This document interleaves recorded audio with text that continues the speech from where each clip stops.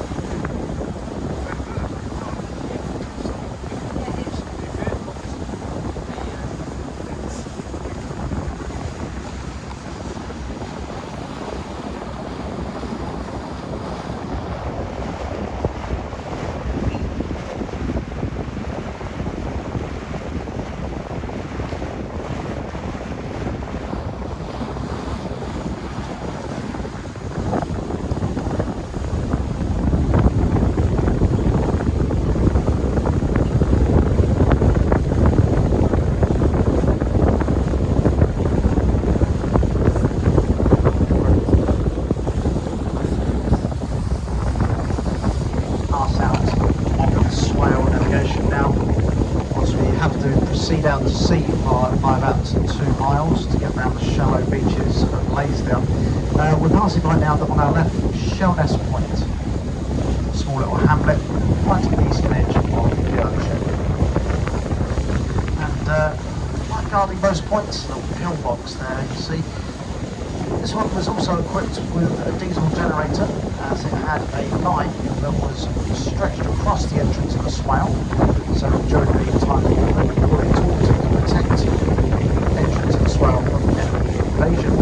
Now, this was of course coming from the likes of the Germans who were trying to get up into the Thames. There were a number of lines that came across the river. We had one at Sheerness, we've also got one at Gillingham, Wolfpack Island, and up at Buckner, to protect our naval dockyards. Of course, to bypass Sheerness, it could have also been that route around the back of the Isle of Sheppey, so a line was placed here as a precaution. It was never used, you know. Whitstable Harbour is just off to our right hand side. We're looking down the North Kent coast towards Herne Bay. In fact, if you're looking just off of the coastline, you can almost see what looks to be like a little ship at anchor just off of Herne Bay. This is in fact the end of Herne Bay Pier, just the pier head that sticks out right out to the low water mark, although the pier has mainly been taken down now as it was collapsed in a storm. The only thing that now remains is of course that pier head. This area to our right between us and Whitstable Harbour is of course all the flats, and is where a lot of the Whitstable oysters are bred in the oyster cages.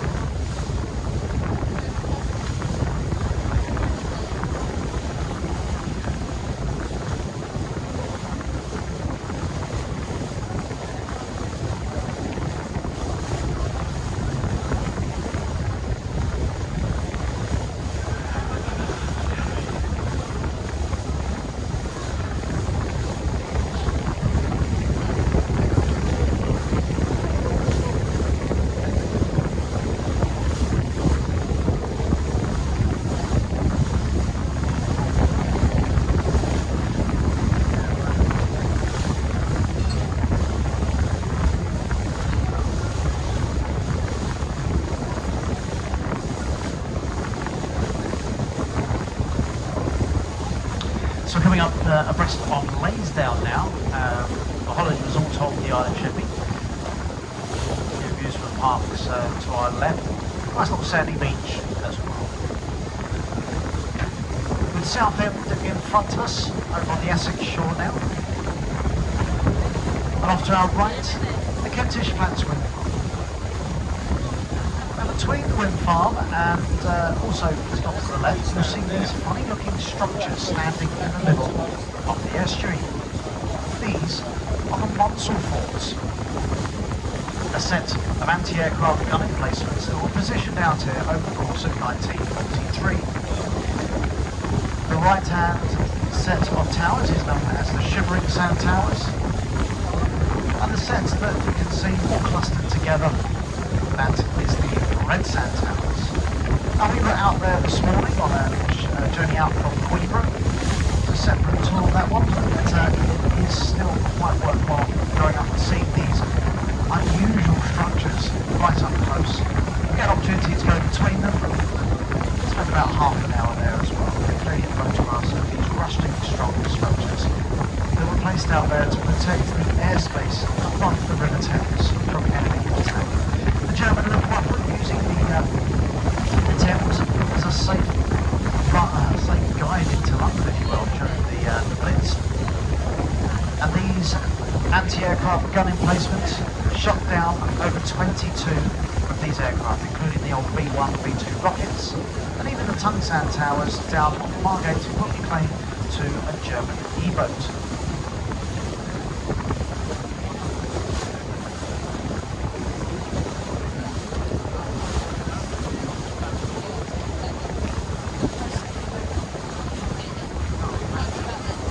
There is so much history out here in the Thames estuary. It mainly lays on the riverbed, of course, most of it hidden from view, with old sunken wrecks and relics of both world wars, and some dating back as far as the 16th century.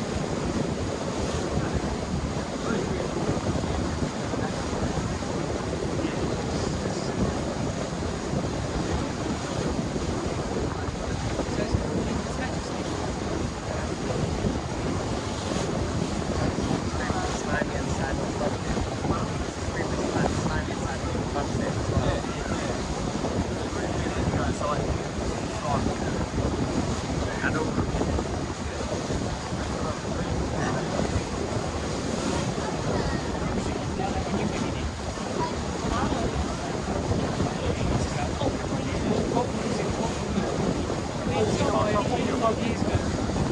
In June the 4th. Still on top of you. It's halfway there. Yeah, 12 years ago, eh?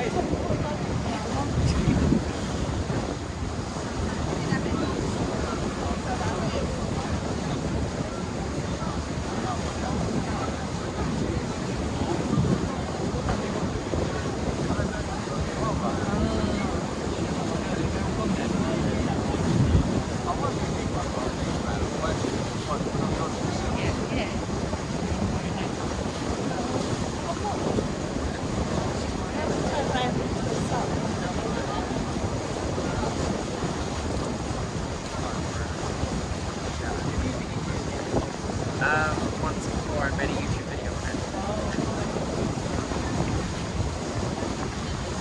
You make many YouTube videos. Yeah, the So the UK Isle of Sheppey is mainly a large sand deposit. Wolfpack.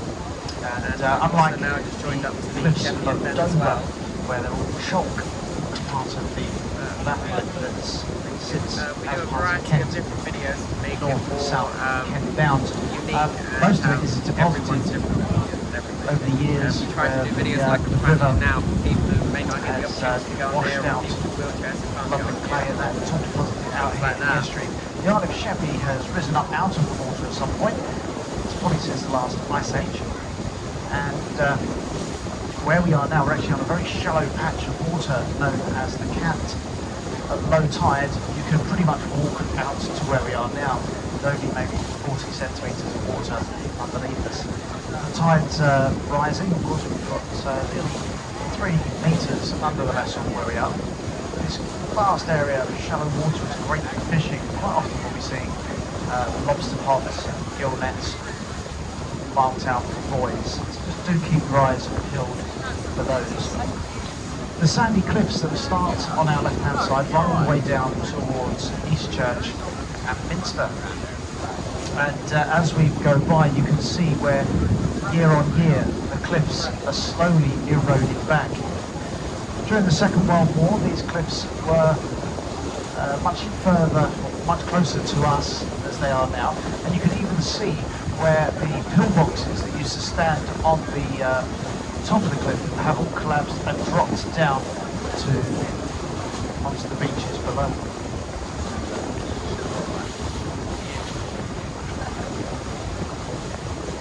The last cliff collapse that took place about 2 years ago up at Eastchurch, where parts of Seaview Drive disappeared over the cliff.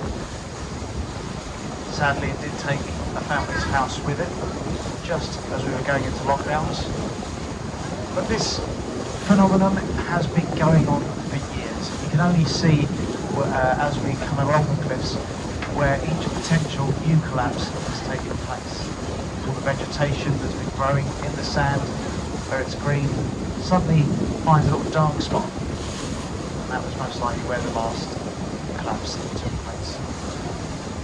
Eventually, all of it will just be eroded back until you get the island pretty much flat.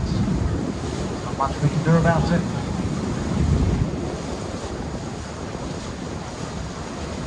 Of course, just nature.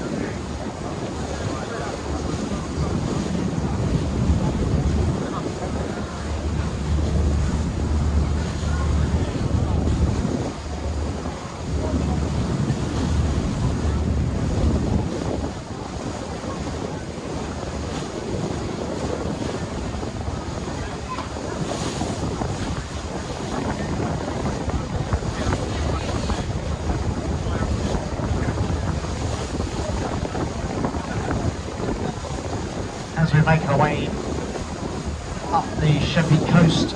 We have to come out a little bit here because we've got some wreckage that lays out from the shore. It comes all the way out to this little black pole that sticks up out of the water. Laying ashore here, southern part of the Shoebury boom, an anti-submarine defence mechanism that during the Second World War basically stood out from the shore. Where it then met the low water mark, it was converted into a cable, and a cable was then strung across the river over to the Essex side. Supported by metal boxes, chains then hung down from the metal boxes known as pontoons, and it would force any submarine that tried to infiltrate our anchorages. It would get them caught in those chains and force them to surface. It was thought that not a single German U-boat managed to get up into our anchorages, yet mines were found. And it was down to the minesweepers, such as the Medway Queen, a commandeered passenger boat from Chatham, Rochester and Strood. She was converted into a minesweeper, and she was out here day in, day out, going up and down, sweeping for any mines that could be dropped by the German Luftwaffe. Later found that they were coming from the air and not necessarily coming from the sea.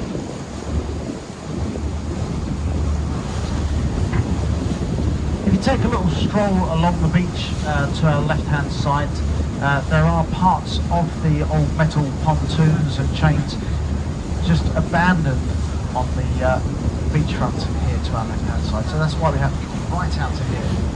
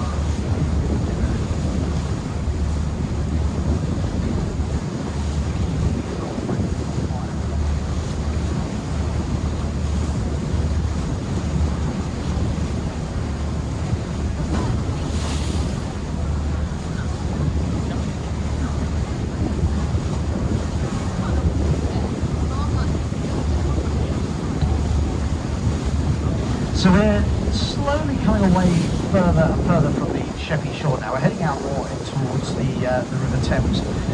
The container vessel that you see disappearing off to our right, that's the A to B Future.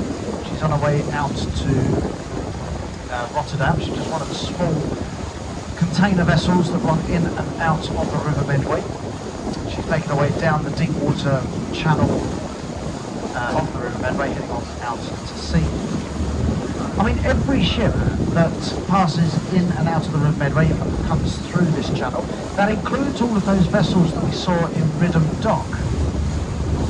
They would have had to have first gone underneath the King's Ferry Bridge, made their way out through Sheerness, and then out to sea, following the route that the A to B Future there is taking. But we're heading off for one good reason, and that is, of course, to go and see the masts of the SS Richard Montgomery sticking up above the water. The shipwreck here has plagued the coastlines of both Sheerness and Southend for the last 78 years. She grounded here in 1944, having dragged her anchor out of the Great Knoll anchorage. She ended up sitting on a sandbank and broke into two halves. Whilst the Rochester Stevedore Company was dispatched to get out here as quickly as they could to try and lighter the ship, remove the cargo, 50% of it remains on board. Over 1,500 tons worth of explosives. From mortar bombs, cluster bombs, and also boxes of phosphorus. This ship is said to be one of the most dangerous shipwrecks around the British Isles. If she was to explode today, some say that she would send a shockwave up towards the Thames barrier, some 5 metres high. Doors and windows would be blown from their hinges in both Southend and Sheerness. And that is why the Ministry of Defence keep a very close eye on this wreck. They guard it with long-range CCTV and radar from Sheerness. And once a year they come out here with special sonars called side scan, where they scan the ship and map out how she is slowly but surely decaying. Year on year they compare the results, and by doing so they can see which bits have fallen, which bits have collapsed, and how she is eventually rotting away onto the seabed. Over the past 5 years, these results have shown that the ship is deteriorating quicker than they thought. Plates are starting to come away from the frames. Parts of the deck plating is now collapsing down on top of the cargo below, compacting it into the sandbank. The next threat is thought to come from the masts themselves. They say that if these masts were to come toppling down uncontrollably, it could set off a catastrophic chain of events that will see possibly a detonation. And so in the next few weeks we're expecting a barge to turn up, position itself over the top of the wreck, and then slowly pick the masts off, cutting them down below the water's surface, taking them back down to the deck level, hoping to ease the strain on the hull and save the ship for another day.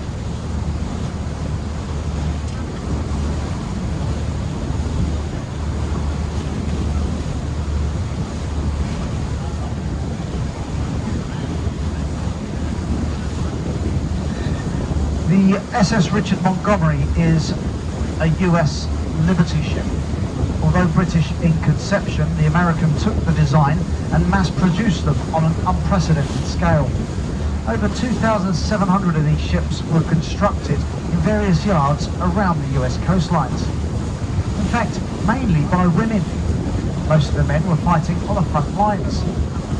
So it's the women that built these ships. 200 of these ships, however, never saw a torpedo or a mine, but still ended up on the seabed. Stress fractures occurred quite regularly As these ships plied their way across the North Atlantic, with every passing wave, they were designed to twist and buckle. Every ship is. But yet these stress fractures opened up cracks in the ship's hull. Initially, it was placed down to the women welders. Some say that they were inexperienced in the new technology. But the truth was more down to the fact that she had square hatches, square windows and doors. This caused stress fractures to occur at the corners of the hatches. They run across the deck, and the sailors were frantically welding the ships together, hoping to try and save them from breaking into two pieces. And when we look back at the SS Richard Montgomery, she now lays in two pieces. The stress of the cargo going down into the deeper waters of the Thames caused the stern of the ship to rise up out of the water, much like the Titanic. And before long, she snapped just forward of the ship's bridge. Laying in two halves now on the riverbed, she broke just forward of the wheelhouse, and there is now a 20-foot gap that separates the two halves. As we approach the wreck, we're going to pass round it with the ship on our left-hand side. We won't have too much time out here because we are actually a little bit behind time, a little bit behind schedule. So do come out, grab your photographs now while you can. Again, I think the side doors are open, are they, Ben? Yes, side doors are open, so...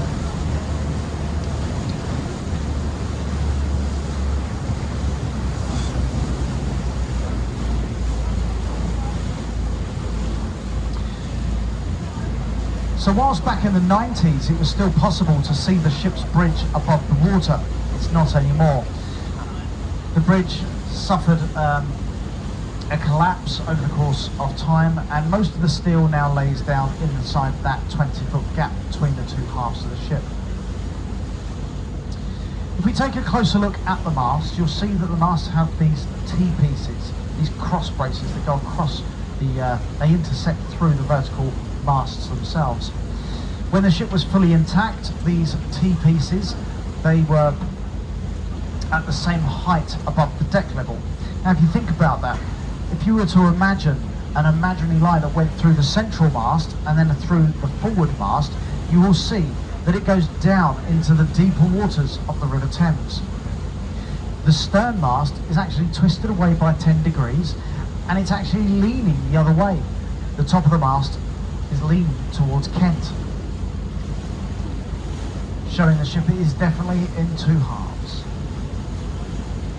She's surrounded by the exclusion zone, clearly marked out in the red and yellow buoys. No one's allowed to enter inside of these buoys in fear of coming into contact with the wreck itself. The anchor chain stretches out towards Essex. Of course, it was on that fateful night on the 21st of August 1944 that this ship run aground. Her anchor dragging along the seabed, reaching out in front of her towards the yellow buoy here on our left. If we were to come back in a month's time, we're expecting just to see a little bit of swirly water in the middle as the tide flows around the ship's hull. We'll see the red and yellow buoys, of course, and that's about it. Or a very big crater, either two. The blackbirds, of course, they're the cormorants, using the mast there as a daily perch after they've been fishing. And whilst we're coming on close to high water, these masts are visible every single day, every tide.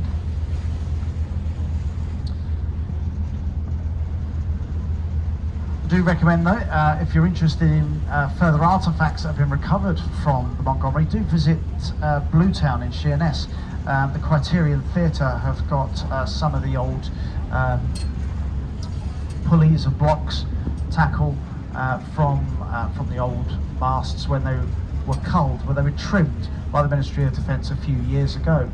It's hoped that the masts may be saved for another day though. Perhaps they may be placed on Sheerness Beach as a reminder that this wreck lays offshore. I mean, you can see there the swirls in the water where the mud and the sediment is being stirred up through the wreck.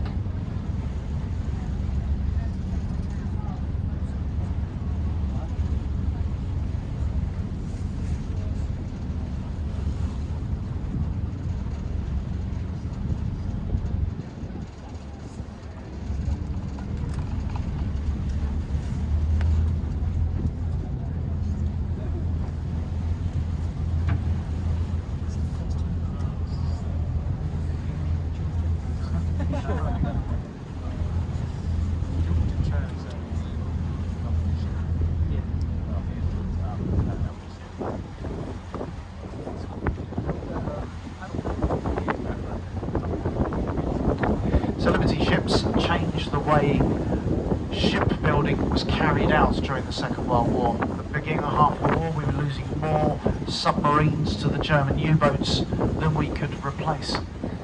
And it wasn't until the design of the Liberty ship that sped up shipbuilding. They were basically pieced together like Lego bricks. In much the same way many of the large ships now are constructed. They were built on the shore and then lowered into the dry docks, being welded together as they went. The quickest Liberty ship to be constructed took only 13 days from the time the first piece went into the dry dock to the time it was setting sail across the North Atlantic. A truly remarkable ship that changed the course of the war. They were used for carrying food, troops, of course the vital supplies of ammunition that were needed on the front line. The Montgomery obviously never made it, but had she have left here, she would have made her way down to the northern coast of France, unloaded in Cherbourg, and then made her way back across to America to reload. She may not have ever sat here in the Thames again.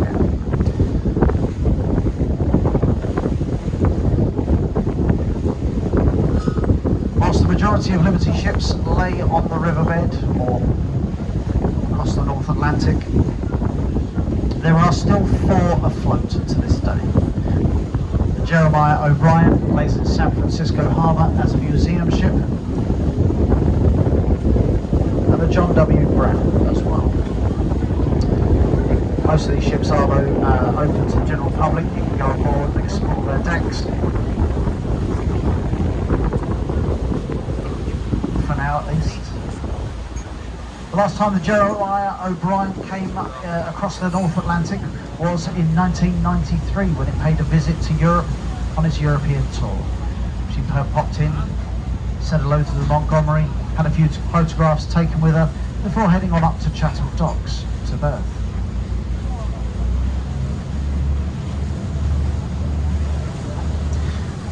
For the sandbank that the Montgomery lays on, the Sheerness Middle Sand, is effectively a sandbank that juts out from the Isle of Grain ahead of us.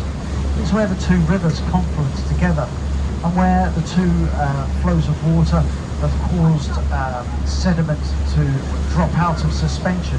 It has caused this big long sandbank off to our right hand side, dividing the Thames and River Medway. The Medway Navigational Channel lays immediately to the south of the Montgomery.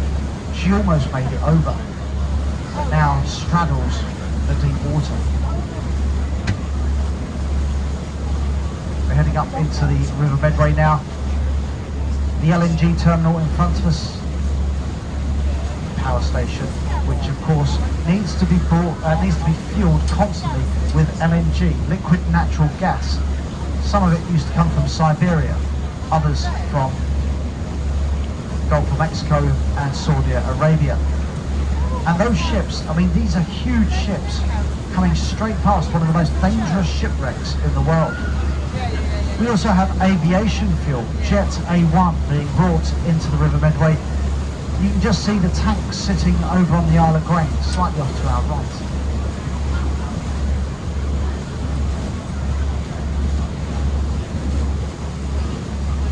As we pass by Barton Point on our left, now approaching Sheerness on Sea. Very shortly we'll be going in towards Sheerness Docks.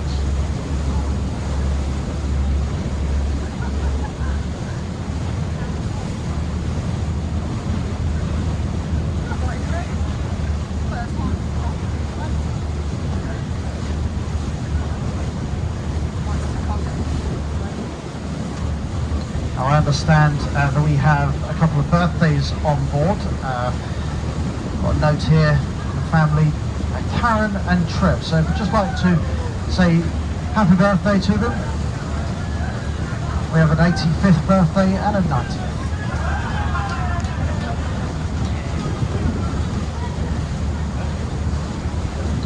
Or have I got that upside down?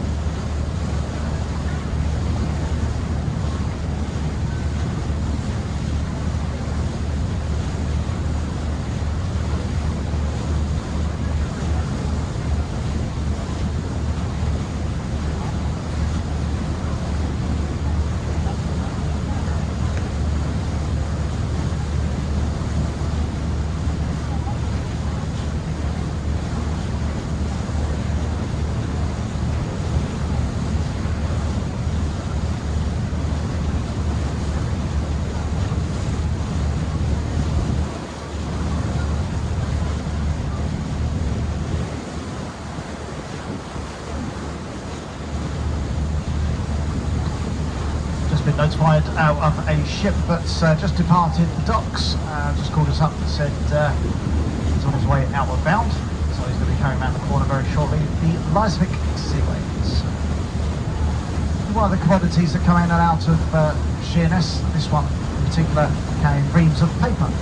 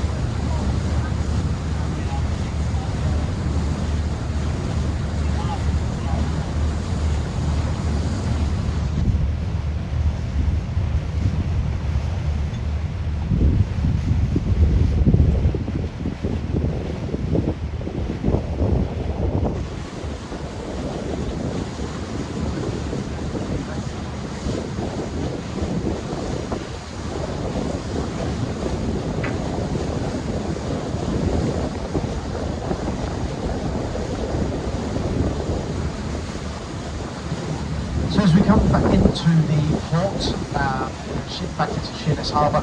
On our left-hand side, you can see once the ship gets out of the way anyway, you've got the old ferry terminal used to take cars across to Flushing. However, although this terminal and ferry ceased trading in the mid-90s, you can still see, as you drive along the M20, the odd ferry sign saying Port of Sheerness. This was the ferry terminal it was referring to. But now the passenger ramp has been cut off at the shoreside and probably joined the scrap pile. But it's nice to see the terminal actually still in use, because earlier on this year it was re-established with a new ferry, a vessel called the Botnia Seaways. She is now taking unaccompanied lorry trailers, so that is literally just the trailer filled with cargo, not the cab or the driver, just the lorry trailer, and they are taking it across to Calais. I suppose it's helping ease congestion through the port of Dover. Behind the old ferry terminal, just behind the tug now, you'll see an old fort. This is Garrison Fort, built in the 1860s from a possible French invasion, built out of granite. On top of it we have Medway VTS, Vessel Traffic Services. They're the guys we talk to on the radio, for everybody what we do.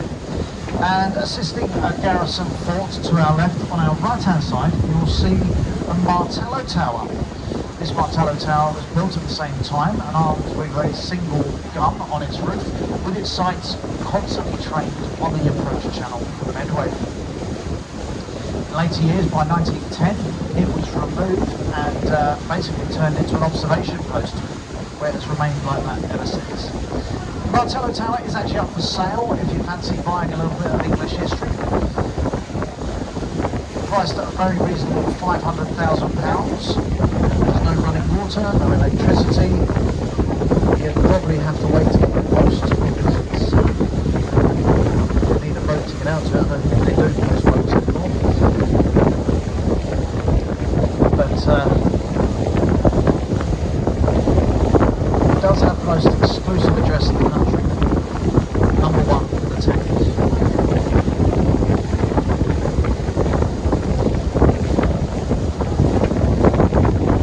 As we come past the port, we're seeing the different types of ships that come in and out, including ships delivering timber, taking away the scrap pile that's built up alongside the port there. Brand new steel gets imported as well to the Belmarsh plant at the back. Bananas from the Caribbean, through that famous brand name Chiquita. Next time I go to the supermarket, check out the bananas. It's got the Chiquita lady on the front. Lady fruit or sticker with lady fruit on my head, heading through Sheerness.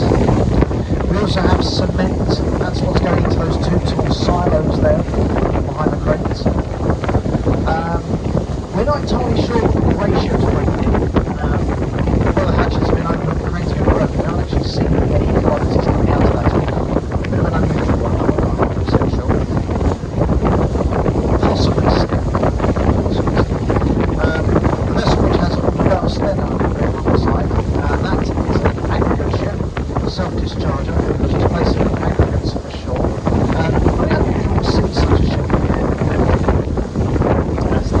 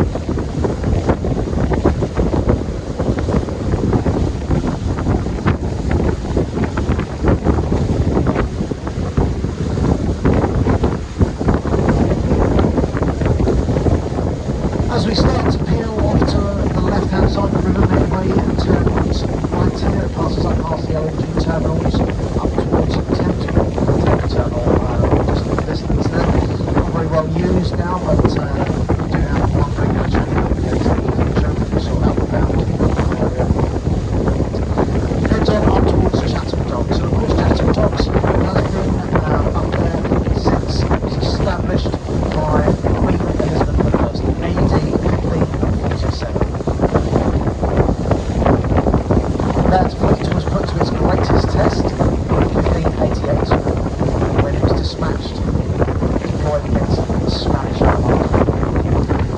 A few years later, in 1667, saw its first attack by a fleet of Dutch ships. They first bombarded and captured the town of Sheerness,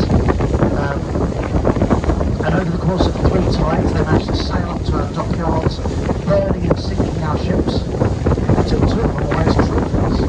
One I was taken was HMS Royal Charles, the flagship of the Royal Navy. It was taken back to Holland, where she sat for many years in the Dutch canals, until eventually she too was broken up. She was just too big and cumbersome for the Dutch rivers. It's quite shallow, and you can only the amount of water was extremely high water, going down pretty useless. So if you head on over to the right of the museum today, you will find a stern placard of the ship itself hanging on the wall, still as a trophy to that monumentous victory over the English. You've got to remember at that time, 1667, only a year after waiting by London, Britain was pretty much on its knees. Most of the funds in the Royal Navy were diverted to rebuild the capital. We also experienced the plague, so everyone was pretty much rather scared. Didn't know how to well as soon as the Dutch invaded as well. On the worst of fate.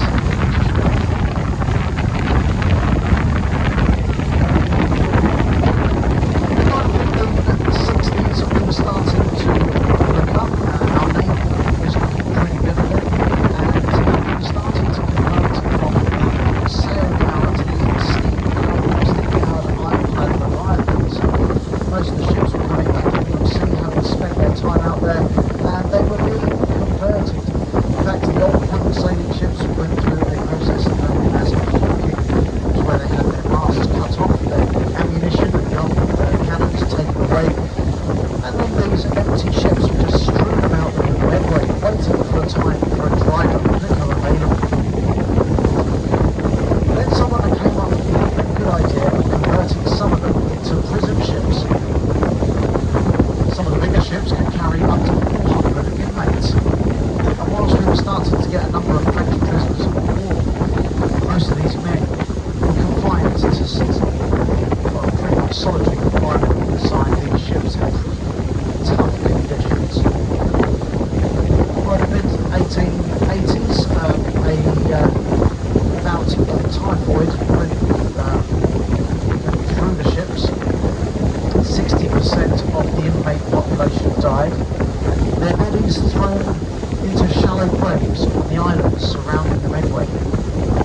We're coming up, as we approach this one now, we're coming up to a small island on our right-hand side. This island, over the years, has been suffering from land erosion comprising sea levels. If you took a little walk along the beach here to our right, don't be surprised if you find human bones and skeletons laying out and strewn across the mudflats, covered in barnacles and seaweed. The island approaching us to our right-hand side, now Dead Man's Island.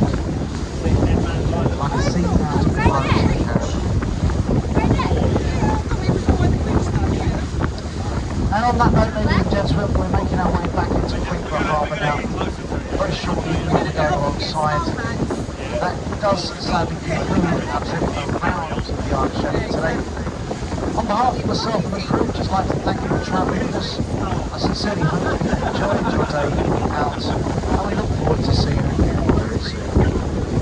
Whilst Queenborough has quite a bit of history, not only with the Dutch since 1667, it of course has also supplied the seaports and been a home station for the minesweepers that kept the Thames Channel clear of mines.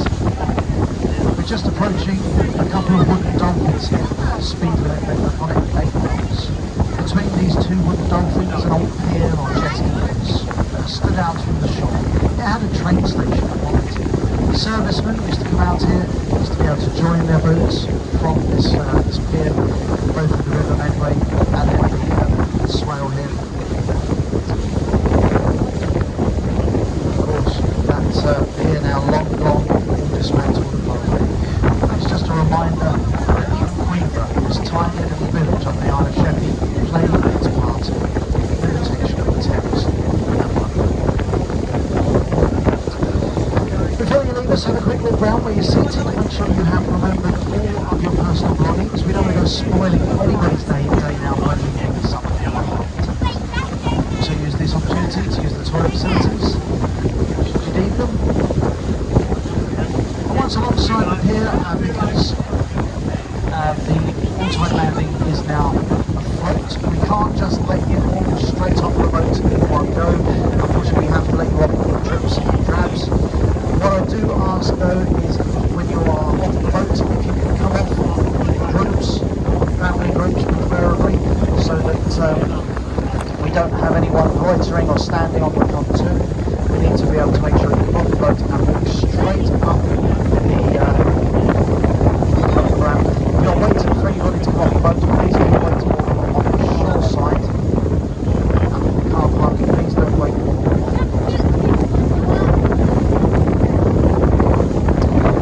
so if you stop and try and read the planks on the way up, it will take a long time to do that, but it will stop the boat from disembarking. Any blockage on the ramp, unfortunately you have to stop the boat going purely because of weight restriction on.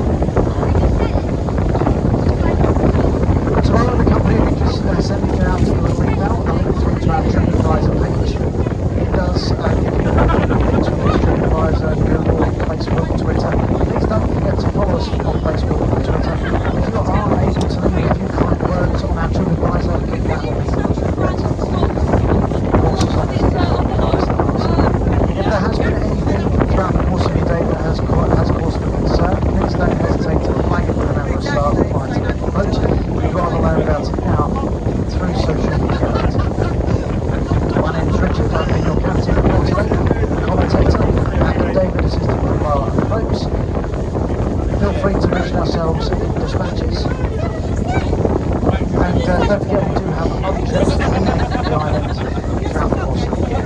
Day trips over to Southend, where you can spend about 5-6 hours ashore, or even stepping outskirts in the port in the middle of the Thames estuary. We have up-and-coming gym cruises and fish and chip cruises from the island as well. So again, please do pay attention to our website, jetstreamtours.com, and if you visit sheppeycruises.com, that gives you the exact page you need to go on to find out everything that goes on here at the Isle of Sheppey. Disembarking through the cabin doors on the left-hand side, please mind the step between the boat and the pier, and once you're off the boat, you can go very straight into the car park. Once again, it's been an absolute pleasure seeing you on board today, and we look forward to seeing you again soon for another fantastic adventure out into the Thames. If you wish to show voluntary appreciation to my Princess crew, commentator, you should have a little tip jar that's behind the wheelhouse if you're throwing.